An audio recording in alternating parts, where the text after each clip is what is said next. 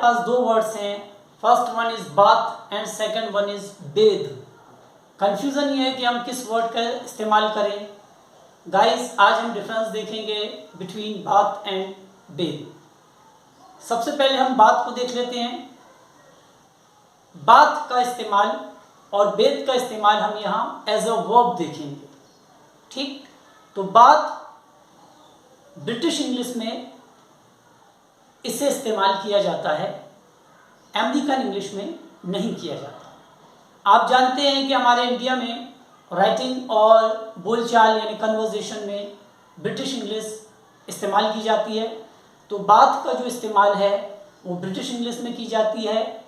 इसका जो मीनिंग होगा वो नहाना होगा या नहलाना होगा। तो हम इसका इस्तेमाल देख लें। इसका पहला यूज़ ये है कि हम बिना ऑब्जेक्ट के इसे इस्तेमाल कर सकते हैं। जैसे वो रोज़ नहाता है, ही बेथ्स डेली। बच्चे नहा रहे हैं, द चिल्ड्रन आर बाथिंग। इसी तरीके से हम ऑब्जेक्ट के साथ भी बाथ का इस्तेमाल कर सकते हैं। जैसे वो अपनी बेबी को नहला रही है, she is bathing her baby. Sunita रोज़ाना अपनी बच्ची को नहलाती है, सुनीता बाथ्स हर बेबी डेली। तो गाइस देखा आपने कि हम ऑब्जेक्ट के साथ और बिना ऑब्जेक्ट के दोनों ही कंडीशन में बात का इस्तेमाल करेंगे। लेकिन हमने यहाँ जो देखा तो ये फॉर्मल है। फॉर्मल मतलब बोलचाल की ज़बान में हम इसे इस्तेमाल नहीं करते। तो फिर सवाल ये है कि बोलचाल की ज़बान में ब्रिटिश इंग्लिश में क्या इस्तेमाल किया जाता है। इसके लिए हम इस्तेमाल करेंगे हैव अ बाथ या टेक अ बाथ। जैसे वो नहा रहा है, he is having a bath. क्या तुम रोज़ नहाते हो, do you take a bath या do you have a bath. वो नहा चुका है, he has had a bath. तो इस तरीके से गाइस हम हैव अ बाथ या टेक अ बाथ बोलचाल की ज़बान में इस्तेमाल कर सकते हैं। सिर्फ बात नहाने के लिए फॉर्मल लैंग्वेज में इस्तेमाल होता है, बोलचाल की लैंग्वेज में इस्तेमाल नहीं होता। अगला वर्ड बेद। गाइस पहले आप इसका एक स्क्रीनशॉट ले लें, फिर हम बेद के बारे में स्टडी करेंगे। बेद, इसका उच्चारण बेद है, बेद। यहां आप देख सकते हैं बेद। इसका मीनिंग भी होता है नहाना या नहलाना। और गाइस इसे हम अमेरिकन इंग्लिश में इस्तेमाल करते हैं बिना ऑब्जेक्ट के।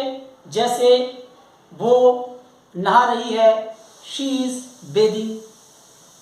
वो बच्चे रोज़ाना नहाते हैं, द चिल्ड्रन बेद डेली।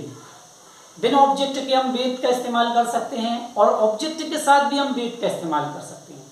जैसे वो अपनी बच्ची को रोज़ाना नहलाती है, she bathes her baby daily. तो गाइस बेद का ये जो इस्तेमाल है वो अमेरिकन इंग्लिश में होगा, ब्रिटिश इंग्लिश में नहीं होगा गाइस। लेकिन बेद दूसरे मीनिंग में ब्रिटिश इंग्लिश में इस्तेमाल होता है। यहां देखिए, जैसे जिस्म के किसी हिस्से पर हर्ट होने पर, अगर हमारे बॉडी का कोई हिस्सा हर्ट हो जाता है तो उस कंडीशन में हम उसे उस हिस्से को धोने के लिए बेद का इस्तेमाल करेंगे और ये ब्रिटिश इंग्लिश में इस्तेमाल होता है। जैसे तुम्हारी आंखें लाल है, your eyes are red, you should bathe them. तुम्हारी आंखें लाल है, तुम्हें उन्हें धोना चाहिए। माई फिंगर्स सिंक्ड, मेरी उंगलियां जल गई थी और मैंने इसे धोया, आई बेडेड देम। तो हम यहाँ पर बेद का इस्तेमाल ब्रिटिश इंग्लिश में धोने के लिए, बॉडी के किसी पार्ट को जो हर्ट हो गया है उसके लिए हम कर सकते हैं। इसी तरीके से बेद का ब्रिटिश इंग्लिश में एक और यूज है और वो है तैरने के लिए। किसी नदी में यानी रिवर, इन द सी और इन द लेक में नहाने में, तैरने के लिए हम बेद का इस्तेमाल कर सकते हैं। जैसे वो नदी में तैर रहा है, he is bathing in the river. लेकिन गाइस ये जो यूज है तैरने वाला वो फॉर्मल है। इनफॉर्मल लैंग्वेज में तैरने के लिए हम इस्तेमाल करते हैं स्विम को, या हैव अ स्विम को, या गो फॉर अ स्विम को, या गो स्विमिंग को। तो देखा हमने दोनों वर्ड्स पाथ और बेद के बीच डिफरेंस। तो गाइस ये जो डिफरेंस था ये on the basis of verb, ये वर्ब की बुनियाद पे था। होप के वीडियो अच्छी लगी होगी। Thanks for watching. जय हिंद।